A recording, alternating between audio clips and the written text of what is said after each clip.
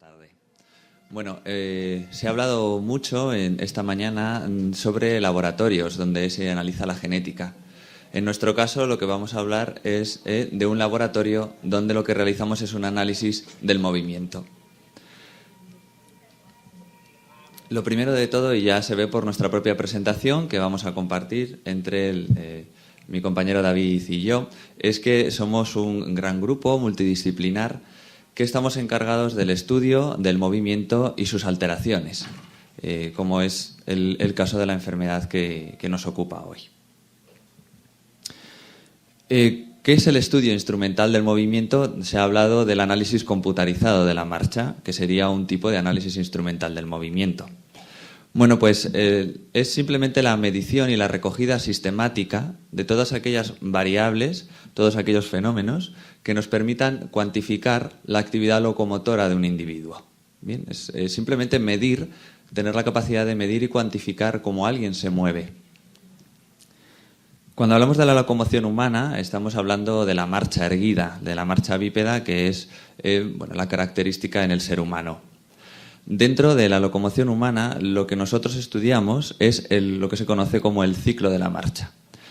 El ciclo de la marcha sería todos aquellos eventos, tanto cinemáticos, esto es la palabra técnica para decir la propia descripción del movimiento, como cinéticos, donde nos referiríamos a las fuerzas que subyacen a ese movimiento. Y todos estos eventos van a transcurrir desde el contacto inicial a través del talón en condiciones normales hasta el siguiente contacto del talón del mismo miembro inferior. Con lo cual podríamos tener un ciclo de marcha del miembro inferior derecho y un ciclo de marcha del miembro inferior izquierdo. Como vemos en la diapositiva, ahí viene representado el ciclo de la marcha. La primera imagen central arriba es el contacto inicial, así es como comienza el ciclo. Seguidamente tiene que haber una respuesta a la carga, es la llegada de todo el peso, tiene que ser aceptado por el miembro inferior que se va a encargar de recibirlo. Después vamos a pasar a una fase en la que solamente un miembro inferior está en carga, con lo que él solo debe soportar todo el peso mientras se produce un desplazamiento hacia adelante y un mantenimiento del equilibrio. Esto es muy importante. Una vez el otro miembro inferior contacta en el suelo, ahora se produce un despegue del pie. Este despegue es una fase de impulso donde se va a trasladar todo el peso hacia el miembro inferior contrario que ahora va a recibir la carga. De este ciclo podemos obtener cómo se mueve lo que es el cronocinesiograma, es decir, cómo se está moviendo el miembro inferior, los segmentos del muslo, de la pierna, del pie y el conjunto de la pelvis durante toda la realización del ciclo. De tal manera que podemos reconocer y medir un patrón de la marcha. Este patrón de la marcha va a cambiar dependiendo de la patología o de otra serie de variables. Con lo cual podríamos considerar al ciclo de la marcha como la unidad funcional de la marcha o del movimiento humano. Bien. ¿Dónde se estudia? Bueno, pues el análisis de la marcha se estudia en el entorno de un laboratorio de análisis del movimiento. Ya nos han citado anteriormente, bueno, este es el laboratorio de análisis del movimiento de la Escuela Universitaria de Fisioterapia de la ONCE. Es un centro adscrito a la Universidad Autónoma de Madrid y que tenemos la fortuna de que está muy cerquita de donde nos encontramos. Pues aquí es donde realizamos nosotros el análisis del movimiento. Bueno, la configuración de un laboratorio de análisis del movimiento es siempre muy parecida. Va a haber una pasarela de marcha por donde el paciente va a caminar, va a realizar una serie de paseos y unas cámaras, en nuestro caso en número de 2, colocadas lateralmente, que van a realizar la grabación. Ahora veremos cómo. Dentro de la pasarela de marcha hay encastrada una plataforma de fuerzas, que es este elemento cuadrado central, que en la fotografía se distingue peor. Bueno, es una plataforma dinamométrica y lo que conseguimos con este dispositivo es saber las fuerzas durante la pisada, principalmente durante la fase en la que una persona está apoyando todo el peso sobre un miembro inferior. Bueno, ¿cómo se realiza la grabación. Las cámaras no son como una cámara de vídeo, no realizan una grabación real, sino que lo que consiguen es detectar la posición de una serie de marcadores de infrarrojo que se van a colocar externamente a la piel de la persona, pegados a la piel, y en una serie de ortesis montadas. Estos marcadores se van a colocar en unas referencias anatómicas concretas y lo que nos van a permitir es saber dónde se encuentran los centros articulares y poder, por tanto, medir cómo se mueven las articulaciones durante la marcha.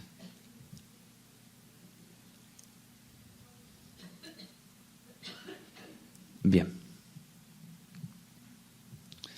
Bueno, ¿cómo consiguen o qué es lo que consiguen hacer las unidades sensor o las cámaras y estos marcadores de infrarrojos que van colocados en la piel?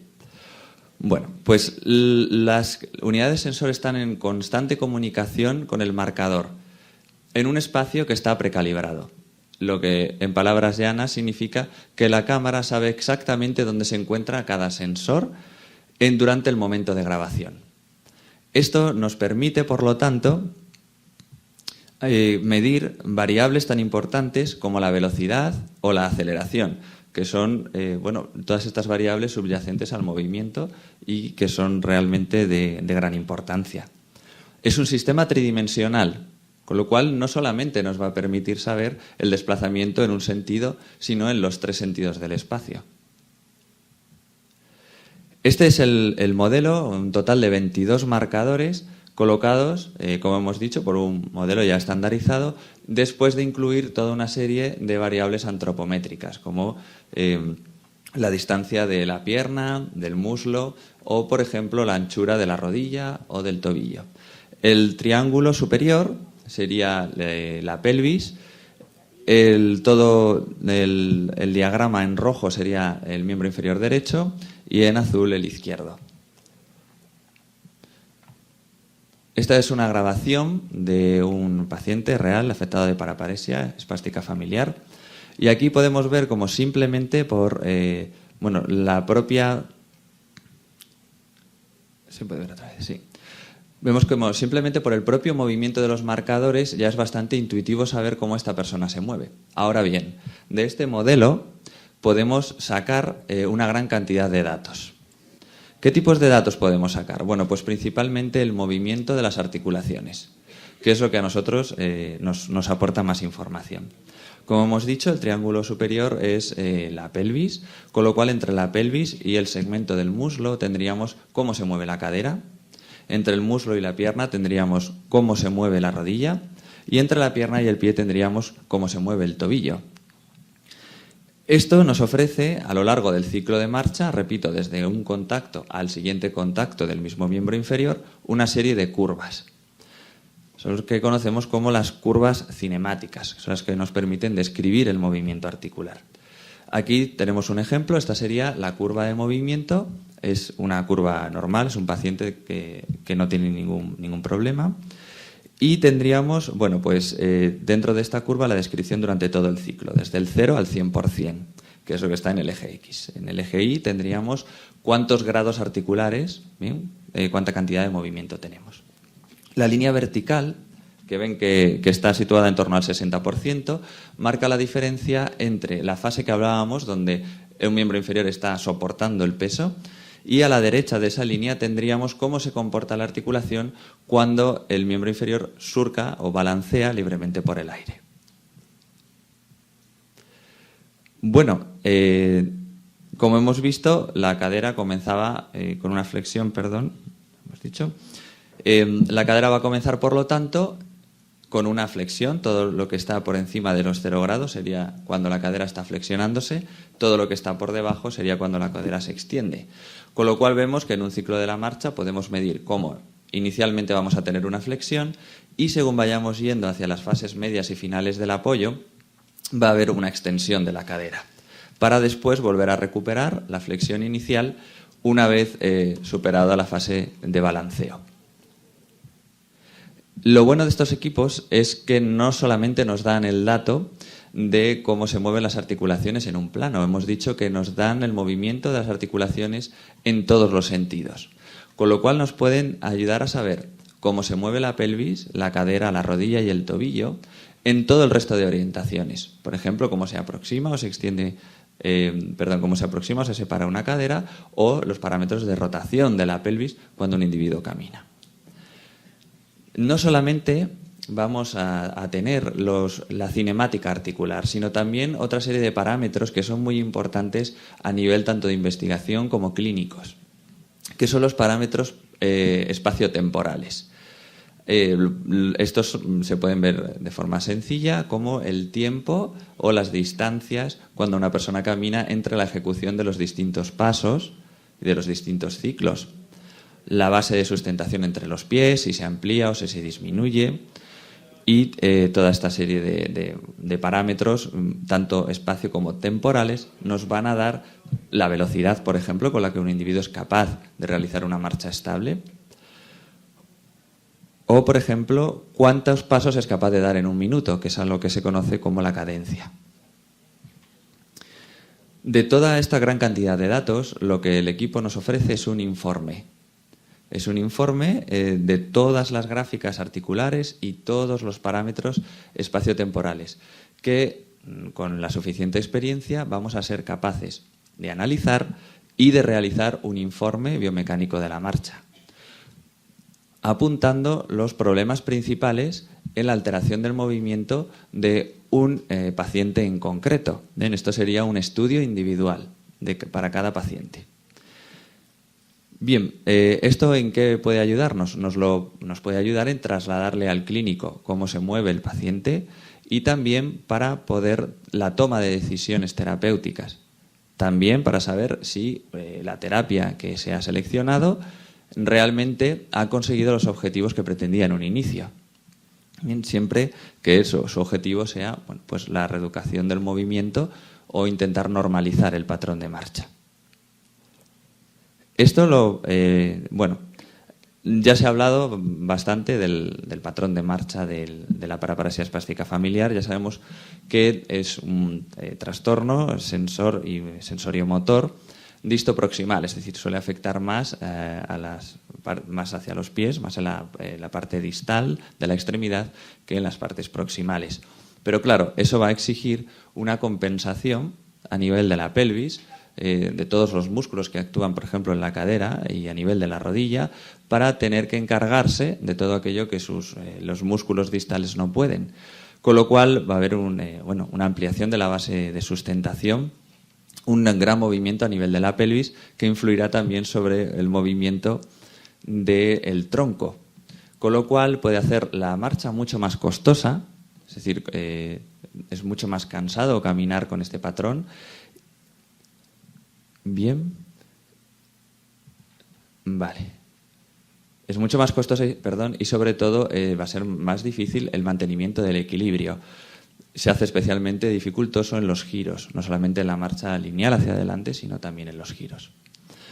Bueno, lo que hemos hablado ha sido simplemente de un caso individual, pero con el número suficiente de personas, de la participación de personas con una enfermedad, podemos también determinar un patrón, describir cómo es el patrón de marcha característico de una enfermedad concreta, lo cual nos enseña a estudiar la propia fisiopatología de la enfermedad.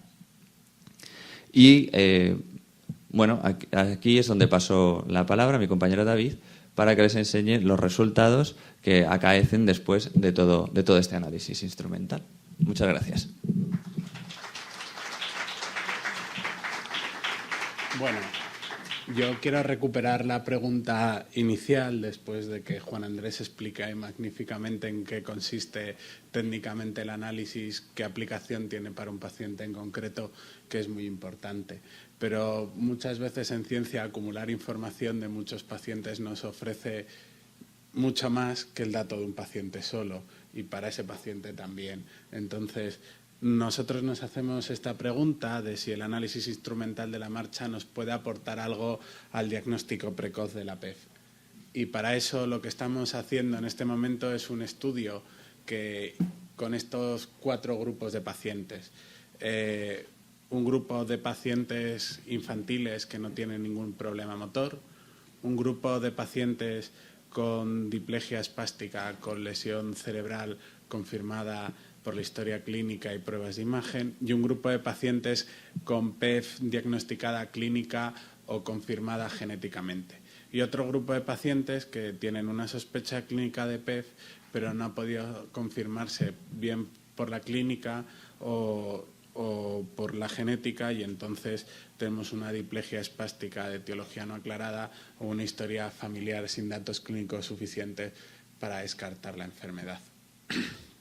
Y estos 4 grupos de pacientes a lo que nos llevan es a definir una serie de objetivos científicos.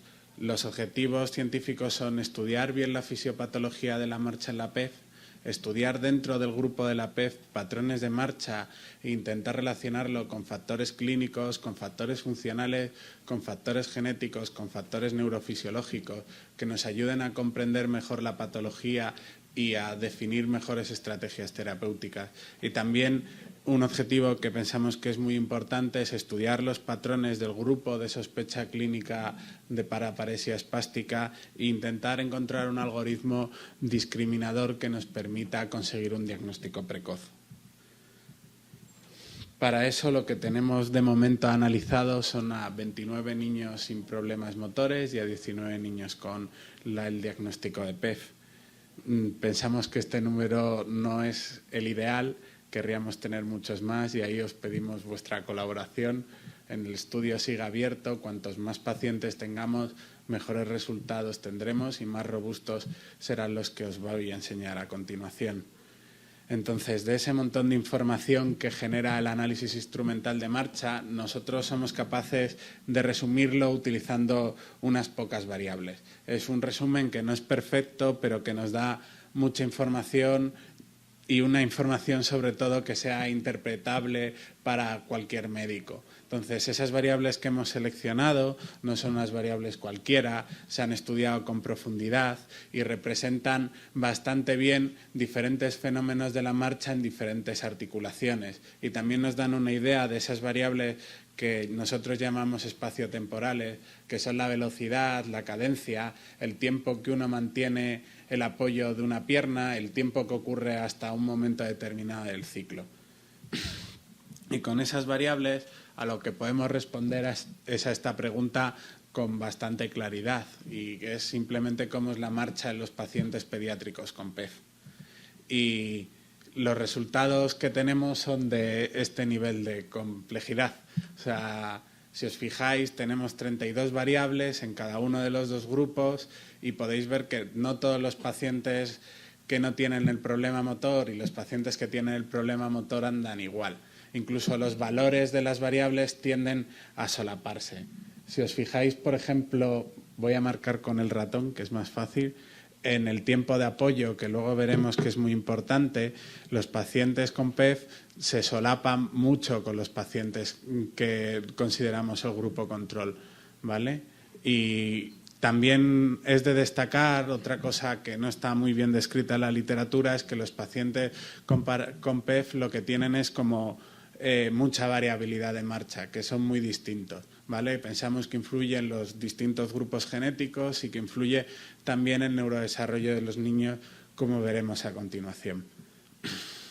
El primer mensaje que quiero dar sobre estas gráficas tan horribles y que son difíciles de interpretar para cualquier ser humano es que el análisis de marcha lo que nos da es una información muy importante, que es la descripción objetiva de la marcha en la PEF, como lo puede dar en cualquier otra patología.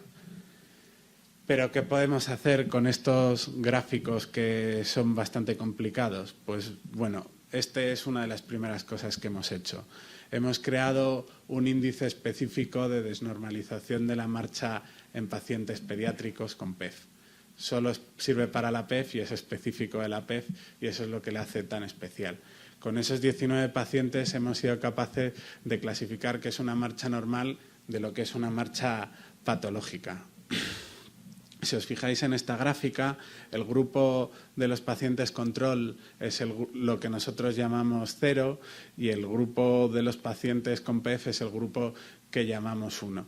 Si estos son pacientes sin problemas motores, estos son los pacientes con PEF.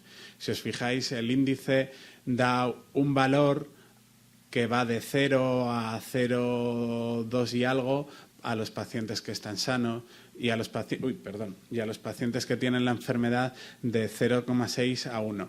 ¿Para qué sirven todos estos números? Pues primero para resumir toda esa información que parecía tan compleja. Yo ahora sé cuánto está alterada la marcha de un paciente en concreto, le puedo dar un número. Sé que el paciente que tiene un valor de 0,6, como es este, tiene una marcha más normal que el paciente que tiene un valor cercano a 1. Y eso es importante, y es muy importante para determinar estrategias terapéuticas, medir cómo son los cambios. También nos puede servir para monitorizar lo que le va ocurriendo al paciente a lo largo del tiempo. Y sirve también para otra cosa. Aunque esa situación cada vez es menos frecuente por los avances en el campo de la genética que hemos visto antes, todavía existen familias que no tienen el gen codificado, el gen bien descrito. Entonces, muchas veces, al principio de la enfermedad, distinguir a un niño de 4 años con PEF de un niño de 4 años normal resulta complicado solo con la clínica. Y este índice lo que viene es aportar una información adicional a todo el conjunto de pruebas que teníamos hasta el momento. Y lo bueno del índice es que se comporta de una manera casi perfecta para diferenciar a los pacientes, que tenemos ya definido un punto de corte de lo que es un paciente sano de un paciente con PEF. Y también sabemos cuáles son las variables que son importantes para distinguir una marcha normal de una marcha con un problema motor. Y además son específicas para la PEF y son el tiempo de apoyo, que como podéis da una gráfica muy alta, que lo que significa es que esa variable es muy importante para distinguir al grupo control del grupo con PEF, ¿vale?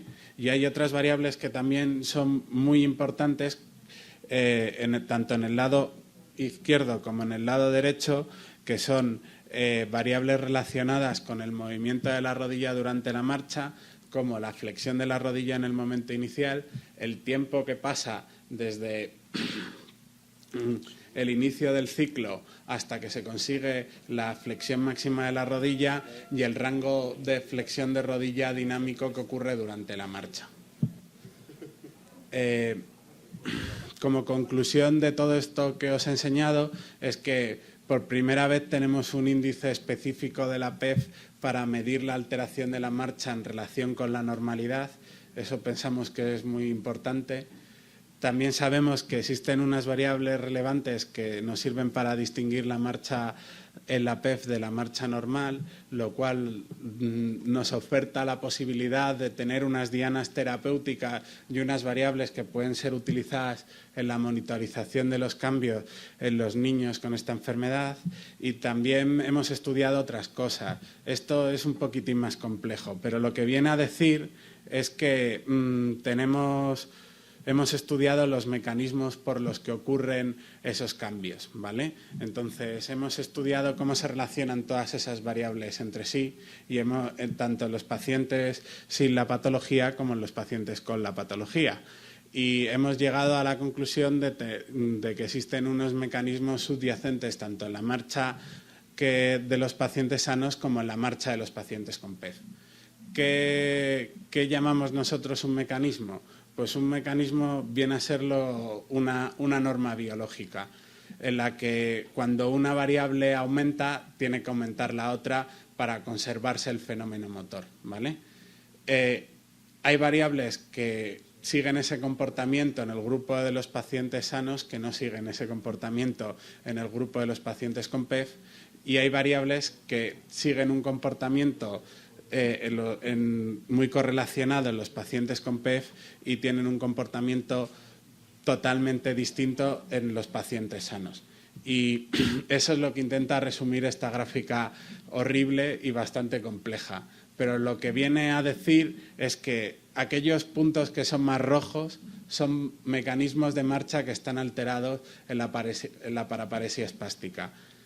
Y aunque eso es una información básica muy importante porque nos sirve para entender cuál es el problema motor que debajo de la alteración genética, también nos da una información que es útil para planificar terapias, que es útil para intentar mejorar en algo la calidad de la marcha de los pacientes. Si os fijáis, esos puntos rojos lo que son en realidad son como cuerdas que obligan a los pacientes con PEF a andar de una determinada manera. O sea, romper esas cuerdas es lo que puede significar que la marcha sea más normal y menos patológica. Me explico. Si yo tengo un paciente que tiene una velocidad de marcha disminuida, que es algo que produce mucha incapacidad en el paciente, lo que voy a intentar hacer es intentar tratar aquellas variables que están muy correlacionadas en el grupo de la paraparesia espástica y no en la normalidad. Por ejemplo, hay una variable concreta que seguramente vosotros entendáis muy bien, que es el rango dinámico de flexión de la rodilla. La capacidad que tiene el paciente para hacer ese rango es lo que marca al final la velocidad de marcha con mucha intensidad en los pacientes con PEF, pero no ocurre en los pacientes normales. ¿Vale? O sea, esa variable es que no sabíamos que era importante, ahora sabemos que es importante para determinar la habilidad de caminar rápido en los pacientes con la patología. Entonces, como conclusión a todos estos datos es que existen unos mecanismos de marcha que son distintos en la paraparesia espástica familiar y que su normalización debería ser un objetivo terapéutico, por lo menos algo que merezca la pena ser estudiado con mucho detalle. Otra pregunta que nos hemos hecho ya no es cómo es la marcha en los pacientes pediátricos con PEF. Nos hemos preguntado cómo evoluciona la marcha en la PEF durante la edad pediátrica. Y pensamos que esto es una pregunta importante porque nos da una idea de cómo se va alterando la enfermedad y cómo va progresando la neurodegeneración en los pacientes y el efecto que tiene sobre las actividades de la vida diaria. Si os acordáis del índice que os he enseñado antes, el índice lo que intenta es predecir si el paciente está sano o está enfermo. Ahora lo que intentamos es predecir cuál es la edad del paciente en función de su marcha. Y eso es muy difícil de hacer en un niño que no tiene ningún problema motor. Pero en un niño con PEF parece que lo podemos conseguir con bastante fiabilidad. Eso lo que nos dice es que la edad es un factor clave en la evolución de los pacientes y que el tiempo pasa y pasa de una manera concreta alterando unas variables concretas. Otra es la misma gráfica. Cuanto más alta es la barra, más importante es esa variable para identificar la edad del paciente. Si os fijáis, las variables que van cambiando son estas 3 de aquí y estas 3 de aquí, que son las variables espaciotemporales izquierdas y derechas, que lo que en realidad nos dan es información del tiempo de apoyo, de la velocidad y de la cadencia de los pacientes. Aquí las veis sin meterlo en ese algoritmo de inteligencia artificial y lo que podéis ver es que a medida que avanza la edad de nuestros pacientes, aumenta el tiempo de apoyo. Eso no ocurre en la marcha normal. A medida que avanza la edad en nuestros pacientes, disminuye la velocidad de marcha normalizada, cosa que tampoco ocurre en la marcha normal. Y a medida que aumenta la edad en los pacientes con PEF, disminuye la cadencia de la marcha, que tampoco ocurre en los pacientes con la marcha normal. ¿Qué significa esto? Eso significa que estas variables son las que están enseñándonos cómo va cambiando la marcha durante la infancia, que son variables que son importantes para monitorizar al paciente. Y tenemos la suerte, además, que esas variables se pueden medir en cualquier sitio, con un vídeo y un cronómetro. No es difícil y dan mucha información, ¿vale? Porque metiendo variables mucho más complejas, mucho más difíciles de medir, no conseguimos que esas variables que son difíciles de medir aporten más información. Entonces, como conclusión a todo esto, pensamos que las variables espaciotemporales podrían ser útiles para monitorizar la evolución de la marcha en la PEF en la infancia. ¿Y os acordáis del índice que decíamos que medía cuánto se aleja la marcha de la PEF de la marcha normal? Pues que llamamos índice Tradesma. Pues mirad, ese índice también cambia a lo largo de la infancia y los pacientes van empeorando, por desgracia, pero no empeoran de una manera lineal, que es lo que solíamos pensar, empeoran de una manera no lineal. Y en los primeros años de la infancia, si os fijáis, de los 4 a los 6 años, el índice sube disparado, mientras que en torno a los 10, 16 el índice se estanca. ¿Qué significa eso? Eso significa que a los 4 o 6 años hay un periodo crítico. Ese es el periodo crítico que nosotros pensamos que es clave para hacer un diagnóstico precoz, empezar una terapia adecuada y ensayar nuevas estrategias en contra de la neurodegeneración que ocurre en la enfermedad. Y esa es la conclusión a esta gráfica. Pero nos quedan muchas cosas por hacer y una de las cosas más importantes, y por eso va en el primer paso, es aumentar el reclutamiento de los pacientes con PEF. Nosotros estamos aquí al lado, en la Escuela de Fisioterapia. Invitamos a cualquier paciente con paraparesia espástica que venga. Le daremos un informe, generaremos información que le puede ser útil a sus médicos y además conseguiremos acumular información para el resto de los pacientes y para él. Pensamos iniciar un estudio similar en adultos y avisaremos a la asociación cuando lo tengamos bien diseñado y con variables clínicas que nos puedan ofrecer más información. Tenemos que analizar no solo la correlación de la marcha con la edad, sino la correlación de la marcha con variables que sean clínicas, con los distintos patrones genéticos comentados, con variables neurofisiológicas y con variables funcionales que también son quizás lo más importante para los pacientes. Y hemos visto solo hallazgos que pensamos que son muy importantes para describir la marcha con 32 variables. Si tuviéramos más pacientes, podríamos explorar más variables, nuevos aspectos de la marcha y generar, pensamos, que información que es útil para vosotros sobre todo. Y estudiar los efectos de los tratamientos, que quizás sea el paso que vosotros le deis más importancia, pero para el cual necesitamos andar un camino que no es largo, tampoco sencillo, pero pensamos que hemos iniciado ya y con un paso bastante rápido. Y nada, os dejo el email donde podéis escribir todos los pacientes, incluso dudas sobre esta presentación, para los médicos que os lleven, fisioterapeutas, gente que esté interesada. Allí siempre estaremos y os intentaremos dar respuesta lo más concreta y rápida posible, ¿vale? Nada.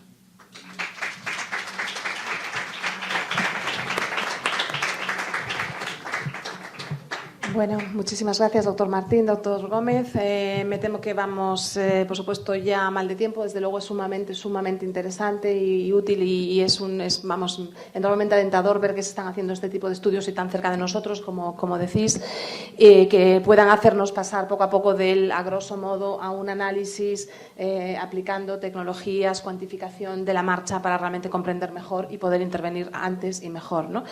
Lo dicho, vamos muy mal de tiempo. Os voy a dejar hacer un par de preguntas. Una por ahí pedí hace un rato.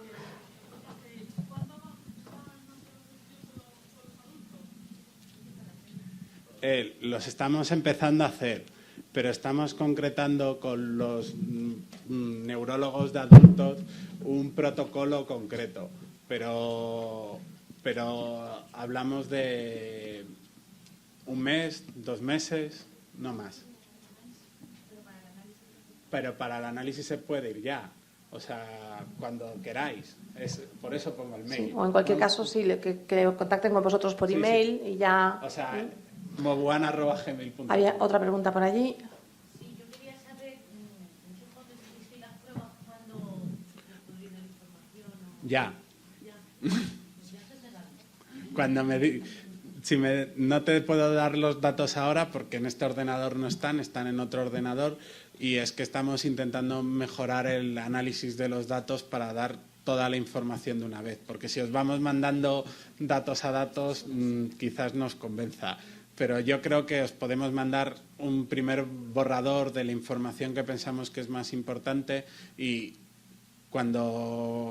si no os importa, os iremos mandando información progresiva, porque a medida que avanza el conocimiento, generamos información de los datos antiguos.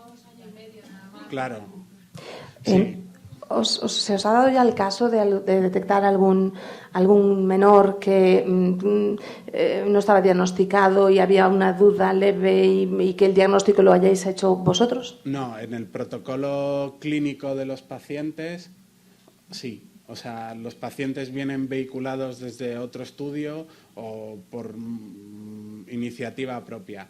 Pero en el otro estudio que se hace en el Hospital La Paz sí se han conseguido diagnosticar pacientes con criterios clínicos que no estaban diagnosticados, cuya alteración de la marcha era mínima y se ve. O sea, se ve metiendo la inteligencia artificial de por medio. Si yo les miro, yo he visto a muchos niños andando y te aseguro que no se les distingue. O sea, que la diferencia es sutil al principio. Es muy importante hacer el diagnóstico precoz. Mi pregunta va precisamente en esa dirección, ¿no? Entiendo que, como cualquier técnica, y por muy fantástica que parece, pues tendrá su sensibilidad y alguna posibilidad de que quizá en alguna ocasión esa alteración sutil realmente no vaya a ser una PEF y podamos generar una angustia innecesaria. O sea, ¿cómo manejáis esa cuestión? Sanos contra pacientes con PEF, la sensibilidad del test en nuestra muestra y no está validado en otras muestras, que es un paso que es muy importante para hablar de un estudio diagnóstico, es del 100% y la especificidad del 100%. Sorprendidos de nuestros resultados, estamos. Sí, pero pacientes frente a sanos, pero si el niño tiene otra causa de trastorno de la marcha que no sea una PEF. No es el objetivo de los datos que he enseñado. Si eso está diseñado y se está haciendo, pero no tenemos esos datos todavía. Solo lo introduzco solo como reflexión hacer. Claro. Fenómeno. Fina, última pregunta y ya cortamos.